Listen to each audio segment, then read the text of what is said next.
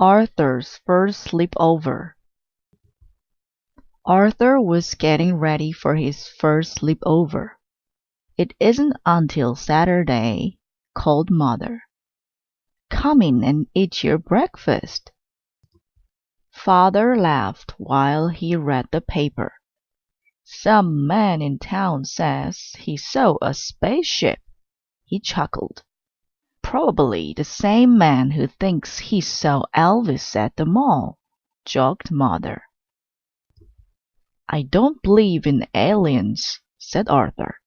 "Well, the National Enquirer does," said D.W. "and they'll pay a lot of money for a picture of one." On the way to school, the girls were talking about the spaceship.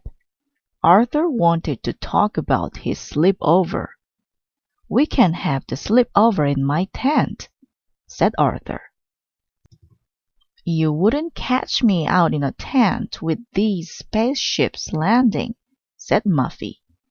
"Bad news," said Buster. "My mom thinks I'm too young for a sleepover. I can't come." "But you have to," said Arthur. "It's my first sleepover, and you're my best friend." "Why do they call them sleepovers?" said Francine. "No one ever sleeps." That afternoon, Arthur told his mother about Buster's problem. "Well, I'll see what I can do," said Mother.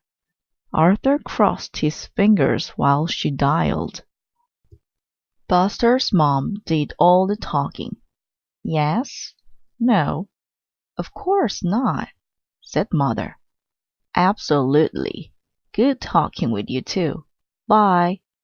Mother smiled and nodded her head yes. "Hooray!" cried Arthur. "Does Buster's mom know about the spaceship?" asked D.W. "I saw flashing lights from one today." "I think that was the pizza shop sign," said Mother. Saturday morning, Arthur was outside making the tent cozy for his sleepover. His family helped too. "I was just thinking," said D.W. "how do we know you're our real parents and not aliens in their bodies?" "Did you brush your teeth?" asked Father. "And pick up that mess in your room, young lady," said Mother. "Okay, okay," said D.W.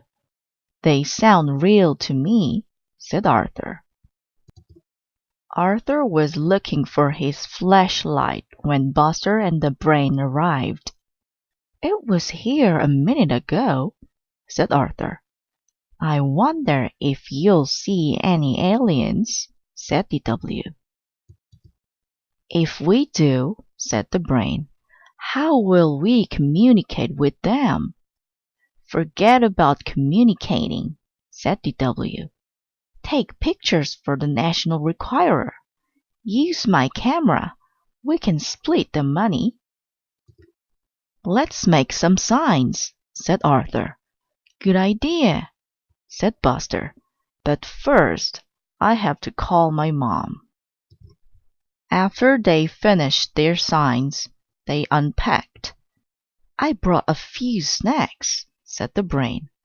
"I brought a rubber snake," said Arthur, "to keep D.W. away." "What did you bring, Buster?" "Just my baseball cards," said Buster, "and my blankie. Do you think we really see aliens tonight?" "No. Do you?" said Arthur. "Highly unlikely," said the Brain. The boys forgot all about aliens. They were too busy telling jokes and trading baseball cards. "Pillow fight!" screamed Buster. "Quiet!" said the Brain. "What's that sound?" "Footsteps!" whispered Buster. "And they're getting closer," said Arthur. "Oh! Oh!" "Pizza delivery!" called an unfamiliar voice. Compliments of the sleepover parents. Everyone laughed. I almost stopped breathing, said Arthur. I almost wet my pants, said Buster. Before they knew it, they heard another voice. Lights out, said Father. It's after 9, bedtime. Already? Said Arthur. Thank you for the pizza, sir, said the Brain. You're welcome, said Father. Good night. Good night, said the boys sweetly. As soon as they heard Father go back into the house, they shot out of their sleeping bags like cannonballs. I heard bedtime, said the Brain, but I didn't hear sleep time. Let's tell spooky stories, said Arthur. How about cards? Suggested Buster. Just as it was Arthur's turn to go fish, they saw the flashing lights.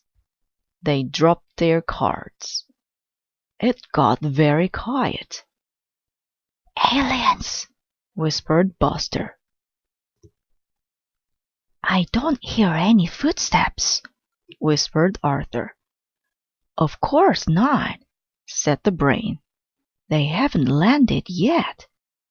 Lights flashed again. They're headed for our tent. Run for your life! No one could find the flaps. Help! Screamed Buster. Let me out! The tent collapsed. That didn't stop them from making a run for it, but a large maple tree did. Ouch! Said Arthur. I'm calling my mom, said Buster. Look, said the Brain. The lights are coming from your house. I think I know this alien, said Arthur. It's from the planet DW. Arthur noticed the things they used to make signs. That gave him an idea.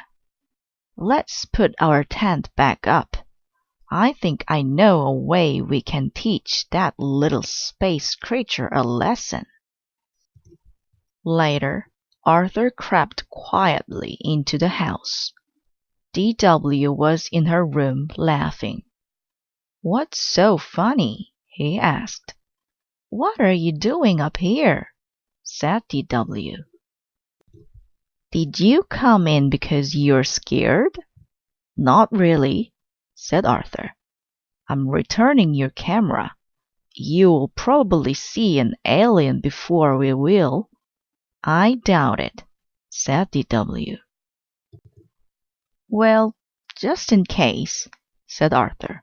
Sweet dreams. Then, very quietly, he returned to his tent. A minute later, DW heard a tap at her window. Aliens! She screamed. She screamed so loud it woke up everyone in the neighborhood. Everyone except Buster, the Brain, and Arthur. When Mother and Father went out to check, the boys were sleeping like little angels. Of course, after Mother and Father went back into the house, it was another story.